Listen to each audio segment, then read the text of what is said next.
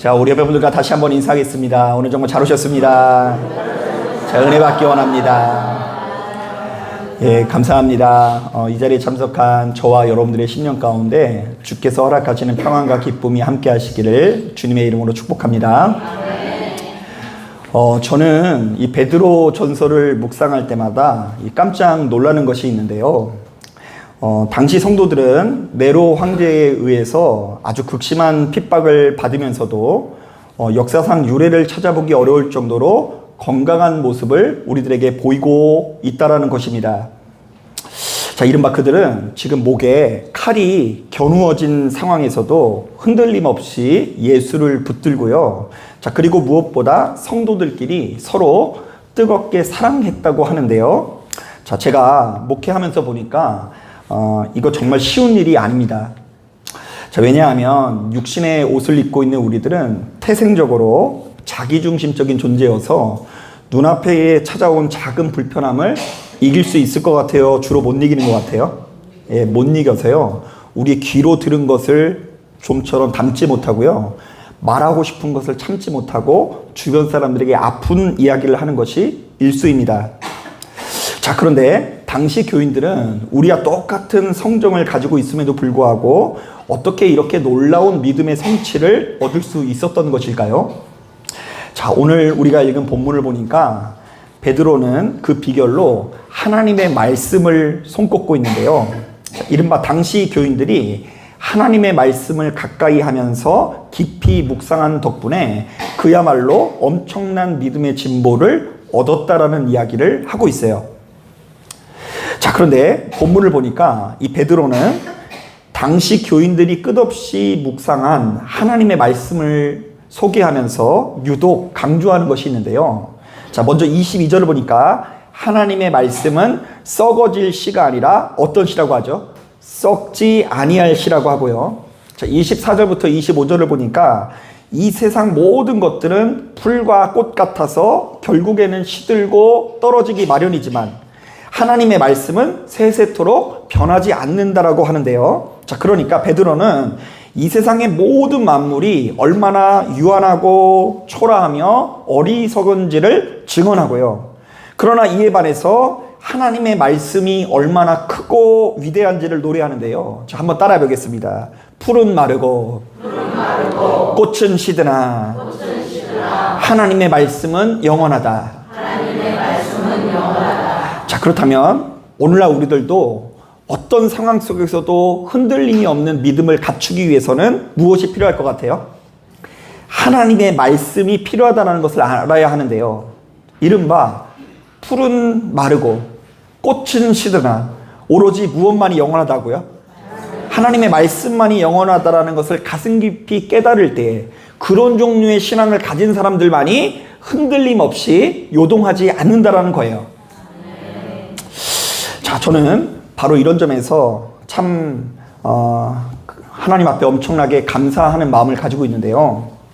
왜냐하면 제가 목회자로 부르심을 받고 지금껏 목회를 해오면서 정말 이 세상의 모든 것들은 영원하지 않고 오로지 하나님만이, 하나님의 말씀만이 영원하다라는 것을 가슴 깊이 실감하고 있기 때문입니다. 사실 저는 여러분들이 아시는 것처럼 굉장히 어린 나이 때부터 개척교회를 목회하면서 늘상 생존에 대한 고민을 할 수밖에 없었는데요. 자, 주로 제가 이제 30대 시절에는 항상 이런 고민을 했던 것 같아요. 자, 어떻게 해야 성도가 찾아올까? 자, 어떻게 해야 성도가 교회를 떠나지 않을까? 어떻게 해야 교회가 조금 부흥이 되거나 부흥까지는 아니더라도 유지가 될까? 자, 여러분 입장 바꿔 생각해 보세요. 만약 여러분들이 지금 개척교회 목사라면, 그것도 상가 지하에서 목회하는 목사라면 어떻게 해야 교회가 생존하고 또 어떻게 해야 교회가 잘 될 것 같으세요? 제가 이 말씀을 준비하면서 생각나는 일이 있는데요.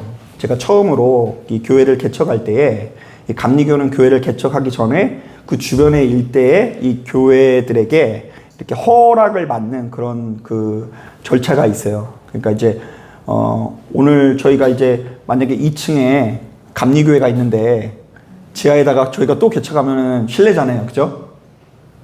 제가 너무 돌려서 까는 것 같아가지고 이렇게 조금 말이 조심스러운데 이제 그래서 허가를 받기 위해서 교회를 개척하기 위해서 이제 제가 이제 처음으로 교회 개척할 때 그 주변에 있는 교회를 이렇게 방문을 했는데요. 마침 신학교 선배더라고요. 학번 차이가 많이 나지 않아서 얼핏 안면도 있는 것 같아요. 자, 그런데 이 목사님은 전도에 대한 열정이 얼마나 많으신지 아침부터 저녁까지 매일같이 우유로 전도하고 요구르트로 전도하고 각종 방식으로 전도하고요. 국내 선교를 넘어서 해외까지 전도하시더라고요. 대단하죠. 작은 개척교회가, 삼각교회가 그렇게 선교에 대한 열정을 갖는 거 생각보다 쉬운 일은 아닙니다.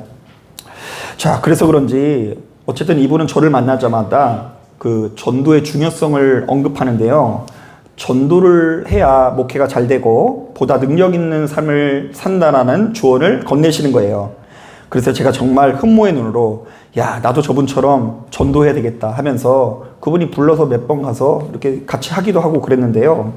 참 안타깝게도 제가 교회를 개척한 지 6개월이 딱 지나니까 목회를 접고 해외로 떠나시더라고요.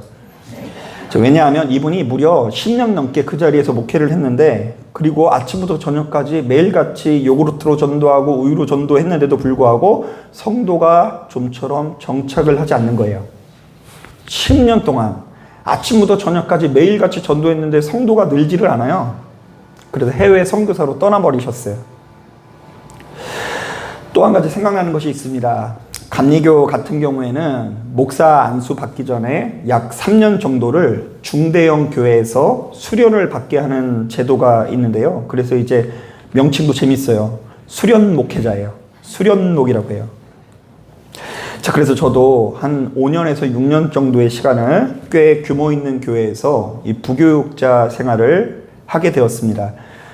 참 감사하게도 원래 보통 이제 좀 규모 있는 교회에서는 한 가지 기능만을 담당하거든요. 방송실에서 근무하는 애들은 큰일 났어요. 3년 동안 뭐만 수련받아요? 맨날 이거 막 빅서기 오르락내리락 하고서 나가서 설교하려면 다시 배워야 돼요.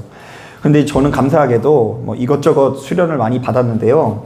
그 유치부부터 유아부부터 청년부까지 교회학교 각 부서를 맡아서 목회를 하기도 하고요. 심지어 그 교회 전도사님을 제가 뽑았어요. 제가 전도사인데 같이 사역할 전도사님을 제가 뽑았어요. 면접을 보고. 그리고 각종 속회나 마을 모임, 제자 훈련 같은 소그룹도 운영해 보고요. 또한 시시때때로 수련회라든지 야외 예배 등과 같은 프로그램을 기획해 보았습니다. 자, 그런데 이런 생활을 한 5년하고 6년 정도를 하고 나니까 저 나름대로 자신감이 생기더라고요. 이 교회의 보통 사이클이 1년 주기로 반복이 되거든요. 이 성탄절은 해마다 며칠이에요? 10월 25일. 그리고 이제 비스무리 할 때 부활절이 되고 사순절이 되고 성탄절이 되니까 한 교회에서 이런 사이클을 5바퀴 정도를 이렇게 경험하고 나니까 저도 목회를 할 수 있을 것 같은 거예요. 당시 제가 섬기는 교회가 약 400명에서 500명 정도 되는 것 같은데 저도 이 정도의 규모의 목회는 얼마든지 할 수 있을 것 같더라고요. 해봤으니까. 그래서 당시 그 담임 목사님께서 강원도 홍천에 있는 교회로 목회를 나갈 수 있도록 배려를 해주셨는데 제가 굳이 바득바득 우겨서 종로에서 사역하던 제가 아무도 안 가는 전라북도 정읍에서 교회를 개척합니다. 이제 와서 생각해보면 그냥 목사님께서 시키는 대로 홍천에서 2, 3년 있다가 소위 말하는 메이커 교회들 있죠. 이름만 대면 알만한 교회들. 그런 교회 가서 부목사 생활하면서 스펙 관리하고 이제 그때까지 이제 전라도 내려가기 전까지는 제가 스펙이 최고였거든요. 그래가지고 이제 그 스펙 관리하면서 부목사 생활하면서 더 큰 교회 청빙 가는 코스를 밟았으면 어땠을까 하는 아쉬움도 가끔씩 들 때가 있어요. 죄송해요. 그때 내가 이제 거기서 한 2년 그 홍천에서 있다가 그냥 어디 큰 교회 부목 가가지고 거기서 또 인정받고 그러면서 더 큰 교회로 가면 어땠을까 이런 생각이 들었는데 당시에 저는 자신감이 넘쳤어요. 야, 정읍아 기다려라. 너는 내가 가면 이제 큰일 났다. 저는 이미 목회에 관한 모든 경험을 다 했고 나가기만 하면 무조건 생존을 넘어 성공할 줄 알았죠. 자, 그런데 막상 개척을 해보니까 제 뜻대로 되는 것이 하나도 없더라고요. 분명히 큰 교회에서 성과를 거두었던 이런저런 프로그램을 진행해오지만 좀처럼 효과를 거두지 못하게 되는데요. 예를 들면 이런 식이에요. 제가 청년들과 함께 제자훈련을 해서 좋은 결과가 있었으니까 이번에도 제자훈련을 진행했거든요. 근데 성도님들이 한글을 몰라요. 책을 봐야 되는데 책을 볼 수가 없어. 그러니까 이제 이분이 제자훈련 시작하고 한 2주 지나니까 상처받아가지고 삐져서 교회를 안 나와요. 왜 그러냐면 까막눈인 것이 서러운데 교회에 가지고 그런 무식함이 드러났다고 하면서 상처가 막 돋궈지면서 교회를 안 나오는 거예요. 그럴 때 제가 생각이 제자훈련 괜히 했다. 그냥 예배 나와서 은혜 받는 사람이 있는데 제자훈련 해가지고 성도들이 도리어 상처받고 떠나게 되는구나. 그리고요, 더 실질적인 얘기를 해볼까요? 생각보다 많은 성도님들이 저희 교회에 왔다가도 결국에는 다 큰 교회를 가더라고요. 생전 교회에 안 나가던 사람들이 우리 교회에 와서 오자마자 엄청나게 은혜를 받는 거예요. 그러면 이제 저는 기대하죠. 이 사람이 우리 교회에 엄청난 일꾼이 되겠다. 자, 그런데 어쩌다 이 교회에 와서 은혜를 받으면 결국 큰 교회에 가서 정착을 하더라고요.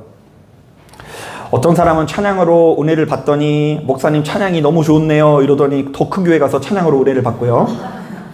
어떤 사람은 교회에 함께 모여서 여기 교회 사람들 분위기가 너무 좋습니다 이러더니 나중에는 더 큰 교회 가서 어울리고요. 결정적으로 이 함께하던 대다수의 청년들이 어떤 때가 되면 약속이나 한 것처럼 교회를 나오지 않아요. 제가 이제 어려운 살림살이에 그 청년들을 데리고 맛있는 것도 먹으러 가고 심지어 서울에 올라와가지고 수련회도 하고 막 그랬거든요. 막대한 예산을 쏟았어요. 그런데 이것들이 교회를 안 나와요. 설령 교회를 나가더라도 우리 교회보다 훨씬 더 큰 교회에 가서 정착을 합니다. 그리고 한 번씩 찾아와서 우리 교회는 이런데 왜 여기는 이래요? 이러면서 이 속을 뒤집어 놔요. 가만히 들어보면 지네 교회는 크고 능력이 많은데 왜 요 모양 요 꼴로 목회를 계속 하고 계시냐고 하면서 이놈의 청년들이 충고를 하는 거예요. 그러니까 제가 기도 아무리 많이 해줘도 소용이 없더라고요. 이 구질구질하게 이 지하에서 이 조그만 교회에서 있고 싶지 않아요. 자, 그러면서 이제 문득 생각나는 게 뭐냐면요. 제가 군대에 있을 때 실제로 이 저의 고참 선배가 있었는데 교회를 생전 안 나가시는 분인데 그 고참이 저한테 그러더라고요. 자기는 제대하면 이 온누리교회 다니겠대요. 그래서 왜 다닐 거냐고 물어보니까 거기서 신부감을 얻는 것도 괜찮을 것 같다고. 거기 청년들이 엄청 많은데 얼마 전에 우리 교회에 군대 교회에 이렇게 위문 온 온누리교회에서 유문을 왔거든요. 근데 그냥 미스코리아 같은 아가씨들만 오시니까 우리 청년들이 벌써 전도가 돼버렸어요. 거기 이제 고참이. 그래서 자기가 전역하고 나면 거기 가서 이렇게 하겠다라는 거예요. 정말로 여러분, 만약에 우리 교회 나와서 우리 교회 나갔더니 갑자기 삼성전자 부장으로 취업을 하고 그리고 갑자기 통장의 잔고가 1억, 10억, 100억 늘어나는 게 보이면 이 청년들 교회 다닐 거예요. 그런데 아무것도 보이지 않는 상황에서 굳이 시간을 내서 희생하는 거, 손해보는 거, 감수하려고 하지 않더라고요. 청년들은 더더욱 안 해요. 그래서 결국 교회를 어느 순간이 되면 다 떠나고 자기 시간을 갖고요. 그리고 그 자기 시간을 갖는 것을 넘어서 신앙을 가지고 있는 사람들은 더 큰 교회를 갑니다. 큰 교회를 가서 아가씨를 만나도 거기 가서 만나려고 하고요. 그곳에 가서 어울리고 그 멋진 찬양팀에 휩싸여가지고 교제하려고 해요. 그래서 처음에는 그런 성도들을 보면서 얼마나 속이 상하는지 우리보다 큰 교회만 보더라도 그냥 저절로 욕이 나오더라고요. 한동안 분노에 사로잡혀가지고. 더군다나 제가 어떤 일이 있었냐면 제가 이제 상가 3층에서 목회를 하고 있었는데 5층 주인집이 전도가 됐어요. 그래서 이제 우리 교회에 아주 강력한 일꾼이 된 거예요. 이제 주인집이 우리 교회를 나온다라는 것은 굉장히 큰, 이렇게 상징적인 힘이 있습니다. 다른 세입자들이 우리한테 시끄럽다고 얘기를 하면 돼야 안 돼요? 네, 그러면 이제 주인집이 저희 교회를 나온다는 건 굉장히 큰 힘입니다. 자, 그런데 그분이 돌아가셨어요.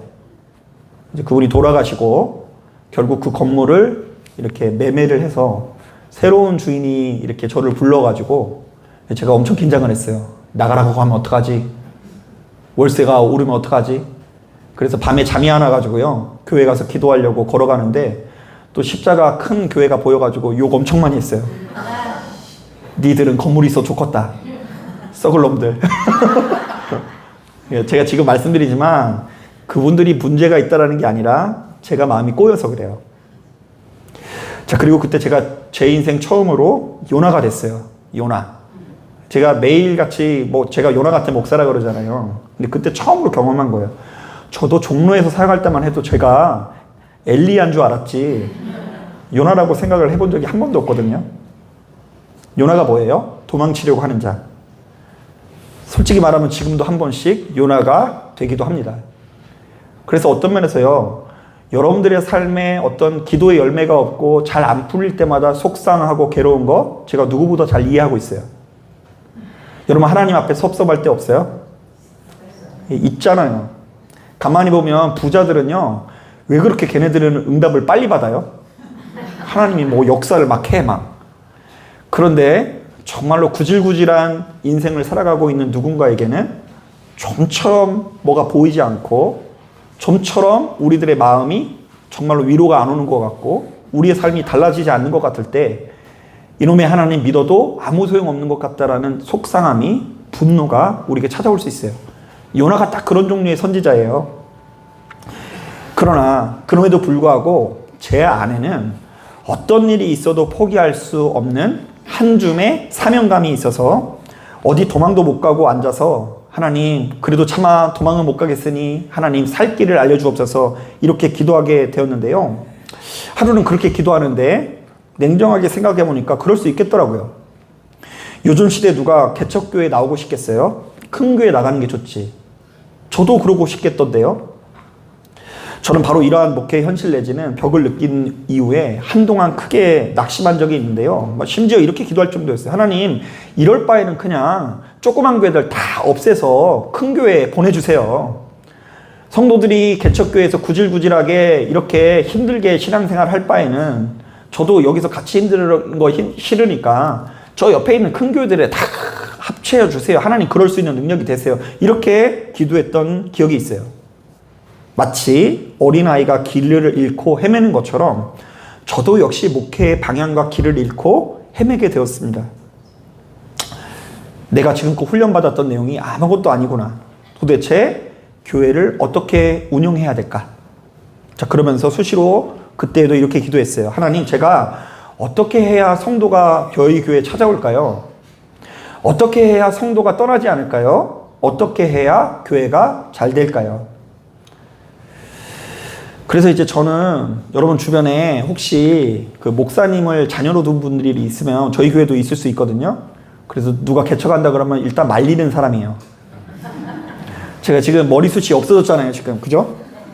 제가 지금 이렇게 파마한 이유가 있는 거예요. 풍성해 보이지 않나요? 머리 지금 염색했으니 망정이지 안 했으면 백발이에요. 무조건 하지 말라고 합니다, 개척을. 자, 그런데 그렇게 계속해서 씨름하니까, 떠나지 않고 씨름하니까 제가 불쌍해 보였는지 문득 생각나는 말씀이 있는데요. 자, 그 말씀이 오늘 우리가 읽은 베드로전서 1장 말씀입니다. 자, 어떤 말씀이 담겨 있는지 한번 읽어볼게요. 자, 23절부터 25절까지 천천히 한번 읽어볼게요. 시작. 너희가 거듭난 것은 썩어질 씨로 된 것이 아니요 썩지 아니할 씨로 된 것이니 살아있고 항상 있는 하나님의 말씀으로 되었느니라. 그러므로 모든 육체는 풀과 같고 그 모든 영광은 뿔의 꽃과 같으니 풀은 마르고 꽃은 떨어지되 오직 주의 말씀은 세세토록 있도다 하였으니 너희에게 전한 복음이 곧 이 말씀이니라. 제가 사실 이 말씀을 그 사역을 하면서 한 100번 1000번 읽은 것 같거든요. 그런데 성령님과 동행하는 가운데 바로 이 말씀을 인격적으로 만나니까 전혀 다르게 보이더라고요. 너무 질린 거예요. 아, 그래, 사람이 거듭나는 것은 결국 뭐라고요? 말씀이구나. 교회에서 진행하는 모든 프로그램들은 풀과 꽃과 같아서 마르고 시들 수밖에 없으나 결국 성도들에게 영원히 남는 건 뭐라고요? 말씀. 그래서 어린 나이에 저 나름대로 하나님의 말씀이 얼마나 크고 놀라운지를 발견하기 위해서 씨름하는 시간을 가졌고요. 그것을 제대로 전하기 위해서 혼신의 힘을 쏟기 시작했는데요. 이른바 일반 교회에서 하는 프로그램들을 따라하지 않고 그저 하나님의 말씀이 살아있는 교회가 되겠다라는 한 가지 비전을 품게 되었다라는 것입니다. 그때 마침 어떤 세미나에 가서 강의를 듣는데 한 목사님께서 이야기를 해주시더라고요. 자, 그분이 사역하시던 교회는 우리나라에서 이름만 되면은 누구나 알 수 있을 만한 대형 교회로서 등록 교인이 수만 명이 넘는 그것도 아주 초대형 교회입니다. 자, 그렇다 보니 교회에서 진행하는 주중 모임에 기본적으로 수백 명이 모인대요. 월요일 날 수백 명, 화요일 날 수백 명, 금요일 날까지 수백 명의 여러 가지 프로그램들이 다 있어요. 참 감사하죠. 수백 명이 한 자리에 모이는 거예요. 그런데 희한한 것은 자신이 그 교회를 섬기면서 몇 년 있어 보니까 매일같이 수백 명이 나오긴 나오는데 따지고 보면 거의 비스무리한 사람들이 나오더래요. 그 월요일 날 다른 사람 나오고 화요일 날 다른 사람 나오고 수요일 날 다른 사람 나오는 게 아니라 월요일 날 나오던 사람이 언제 나오고요? 화요일도 나오고 계속 그냥 똑같은 사람이 다른 프로그램들을 이렇게 하고 있더래요. 자, 그렇다 보니 그렇게 사역에 깊이 참여하는 분들의 상당수는 교회 일 때문에 지쳐서 몇 년 버티지 못하고 때려치우고요. 늘상 몇 년이 지나지 않아서 새로운 사람으로 채워지더랍니다. 자, 그러나 이런 환경 속에서도 교회 끝까지 남는 사람들은 크게 두 가지더래요. 첫째, 앞에 나서서 활동하는 거 좋아하는 사람. 좋으니까 월요일부터 금요일까지 가서 뭐 리더입니다 뭐 이런 거 좋아하는 거예요. 둘째, 너무 착해서 거절하지 못하는 사람. 목사님이 이번만 한 번만 이거 맡아주세요 이러면은 그냥 목사님 너무 불쌍해 보이는 거예요. 그래가지고 이렇게 시켜주더래요. 근데 저는 거기서 할렐루야를 외쳤어요. 왜냐하면 저도 사역할 때 그랬거든요. 연말 되면 이분 저분한테 전화해가지고 이거 제발 맡아주세요 이러면 결국 앞에 나서서 활동하기 좋아하는 사람이 남고 너무 착해서 거절 못하는 사람들만 남더라고요. 자, 그러다가 한번 이 충격적인 사건이 있었는데요. 그렇게 교회를 이끌어가는 한 권사님 중에 정말 신실한 권사님이 한 분이 계셨는데 그 권사님께서 어느 날 교회에 나오지 않아서 알아보았더니 신천지에 빠졌더라고요. 왜냐하면 평소 교회 다니면서 봉사할 때는 정작 자신의 심령 깊은 곳에 영적인 이 갈급함이 해결되지 않았고 성경에 대한 궁금증이 해소된 적이 없지만 신천지에서는 의외로 가보면 간증 이런 거 하나도 없고요. 프로그램 하나도 없고 오로지 뭐만 판다고요? 말씀만 파니까 거기가 더 거룩해 보이고 여기는 세속적으로 보인다는 거예요. 그래서 저도 그러한 여러 가지 생각들이 정립이 되면서 저도 나름대로 철학을 가지고 하나님의 말씀이 얼마나 크고 놀라운지를 발견하기 위해서 단어 하나까지 다 연결시켜 보면서 저도 연구를 해봤고요. 그것을 제대로 전하기 위해서 혼신의 힘을 쏟았는데요. 다행스럽게도 그렇게 방향을 바꾼 이후에 중간에 그만두지 않고 지금껏 목회를 할 수 있을 만한 성도님들을 붙여주고 계세요. 그리고 여러분 놀라운 것은 뭐냐면 저희 교회는 코로나 기간에도 성도의 숫자가 더 늘어났어요. 코로나 기간 때 등록한 분들 여기 많이 있어요. 그리고 더욱 놀라운 것은 꽤 많은 성도님들이 저희 교회에 그냥 오지 않고 자신이 다니고 있는 교회에 큰 자부심을 가지고 있다는 것입니다. 그러니까 우리 교회에 다니고 있는 모든 사람들이 우리 교회가 굉장히 대단한 교회다 이렇게 생각하는 건 아니지만 우리 교회를 다니고 있는 사람들의 꽤 많은 숫자가 그것도 그렇게 오래되지 않은 분들 중에 상당수가 지금 내가 다니고 있는 교회에 대한 만족감이나 자부심이 굉장히 높다라는 것을 제가 발견을 하는데요. 그때마다 참 놀라운 기적이라는 생각이 듭니다. 그래서 저는 가면 갈수록 확신하게 돼요. 결국 말씀이구나. 교회에서 진행하는 모든 프로그램들은 풀과 꽃 같아서 마르고 시들 수밖에 없으나 결국 성도들에게 영원히 남는 것은 말씀이다.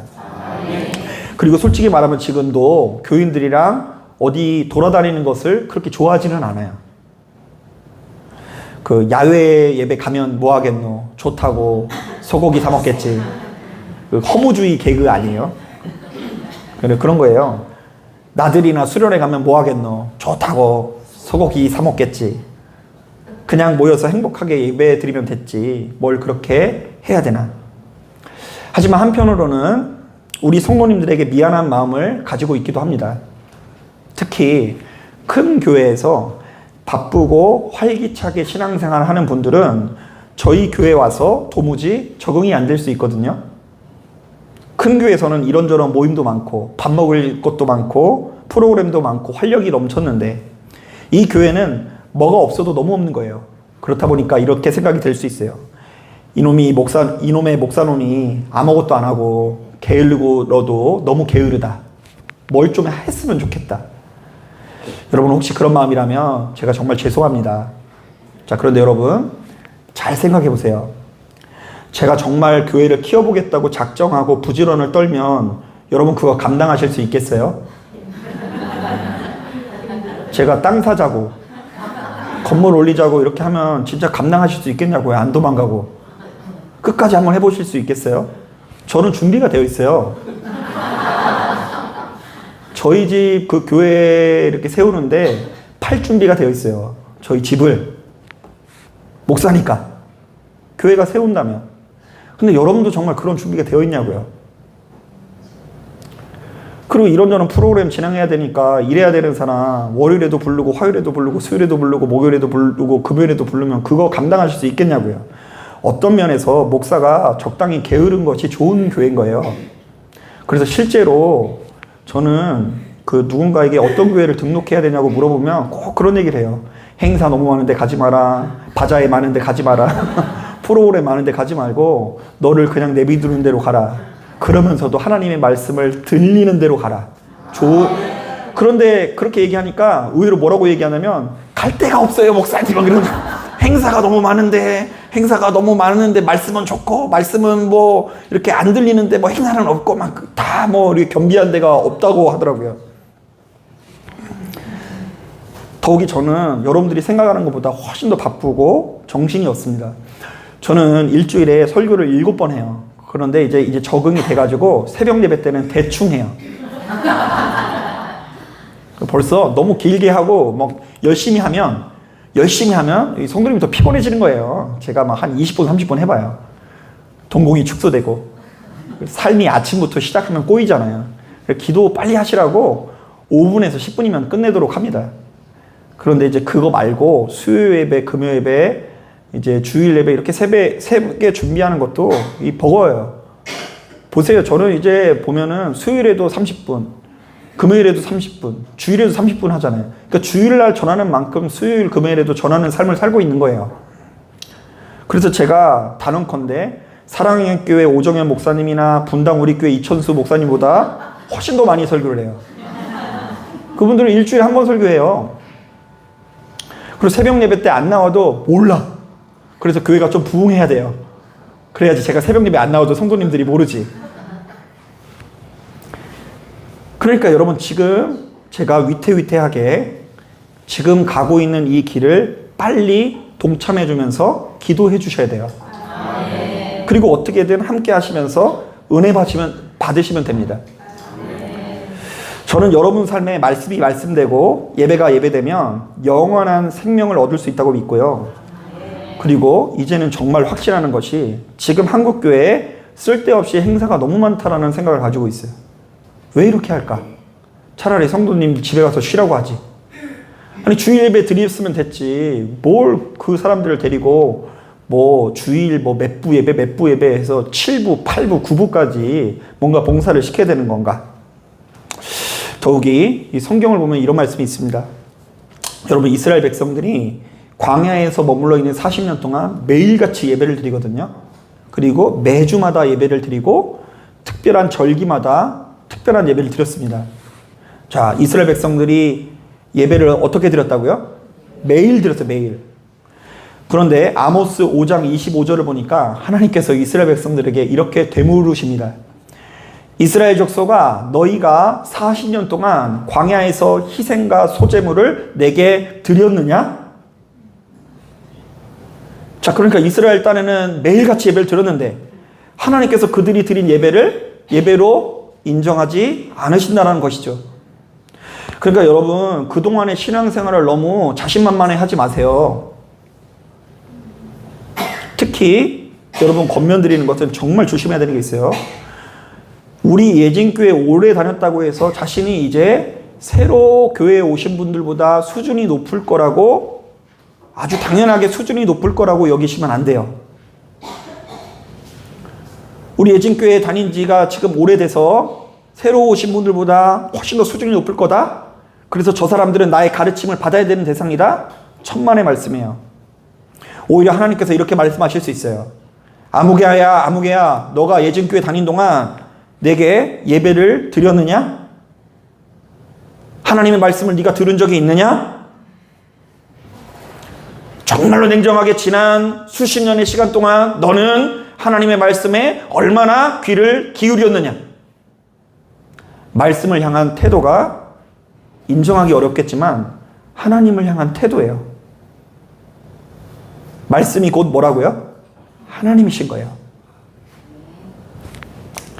이른바 하나님께 참되게 예배드리고 말씀 듣는 것이 신앙의 본질인데 우리가 바로 그것을 제대로 누리지 못하고 있다면 그것이야말로 엄청난 비극이라는 것이죠.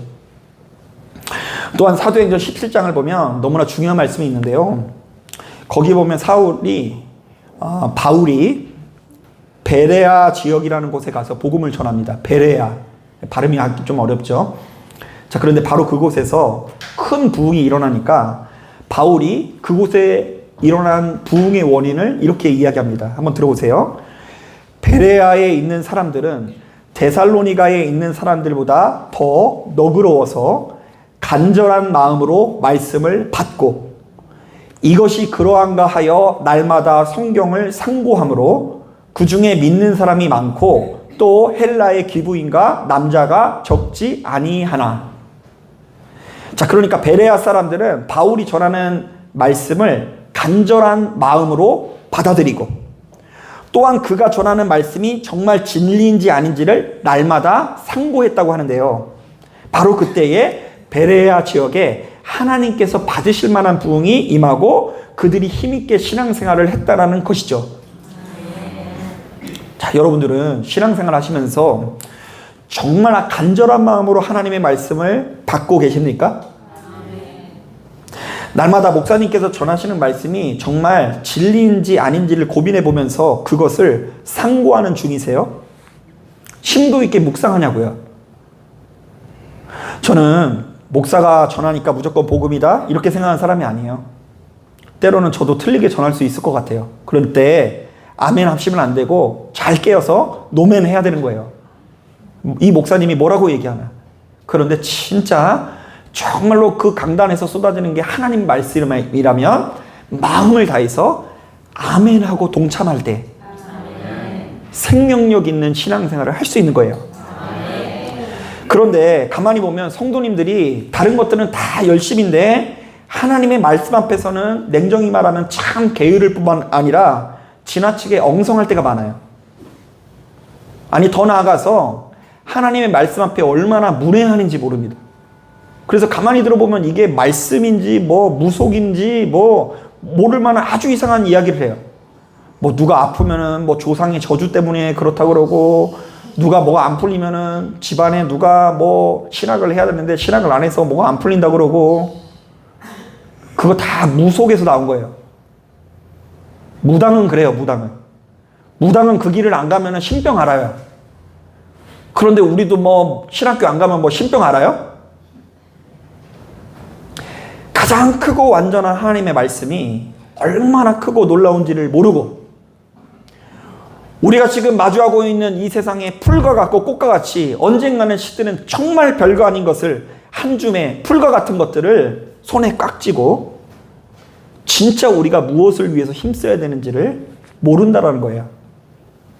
자, 그렇다 보니 저희 친구들끼리 항상 하는 이야기가 이런 이야기예요. 말씀의 유통기간은 서울 우유보다 짧다. 말씀의 유통기간이 서울의보다 짧아요. 그리고 교회가 잘 되기 위해서는 괜히 앉혀놓고 하나님의 말씀을 전하지 말고 성도님들을 정신 못 차리게 뭔가 돌려야 된다. 이런 말이 심심치 않게 나와요. 돌려야 된대요, 자꾸. 정신 못 차리게. 그래야지 못 도망간대요. 자, 사랑하는 여러분, 그러므로 이 자리에 참석한 여러분들은 오늘 말씀을 붙들고 하루속히 이것을 깨닫길 바랍니다. 이미 교회는 많아요. 교회 엄청나게 많은데 왜 이 예진교회여야 할까?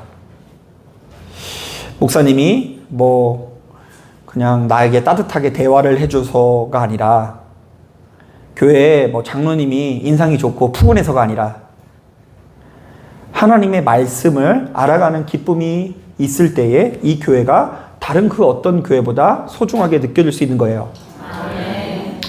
오늘 말씀을 붙들길 정말 바랍니다. 풀은 마르고 꽃은 시드나 주의 말씀은 영원하다. 우리가 거듭난 것은 썩어질 씨로 된 것이 아니요 썩지 아니할 것으로 된 것이니 살아있고 항상 있는 하나님의 말씀으로 되었느니라.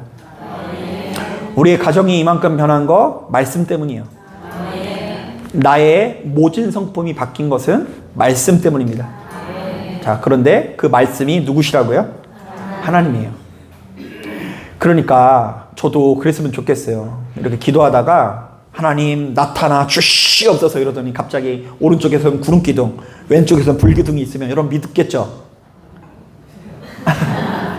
그래서 그 구름에서 갑자기 소리가 들려오는 거예요. 내 신을 벗어라. 네가 서 있는 땅은 거룩한 땅이니라. 만화 영화에서 보니까 하나님의 음성은 에코가 항상 들어있더라고요. 하나님은 그런데 여러분, 제가 말씀드리는데 설령 어떤 교회 갔는데 그런 현상이 나타나면 빨리 도망가세요. 거기 엄청난 사기꾼이 있을 수 있어요. 진짜 고단수의 사기꾼이야. 하나님은 그렇게 역사하지를 않으세요. 지금 하나님은 무엇으로 역사하신다고요? 말씀으로. 그리고 또 여러분, 누군가가 음성을 들었다고 계시를 받아가지고 이러니 저러니 하고, 그리고 저는 계시 받는 것까지는 그래도 좀 양보를 할 수 있는데, 영서 쓰시는 분이 있어요. 막 해서 글씨를 써요. 낙서예요. 우리 태성이가 그러는 것 같아요. 3살 때. 근데 갑자기 읽는 거예요. 나 여호와가 말하노니 어쩌고 저쩌고 하는데, 저는 옆에서 의식 많다 그랬잖아요. 이게 뭐 하는 건가? 그거 어떻게 믿어요, 그거를. 거기에 어떻게 인생을 걸어요?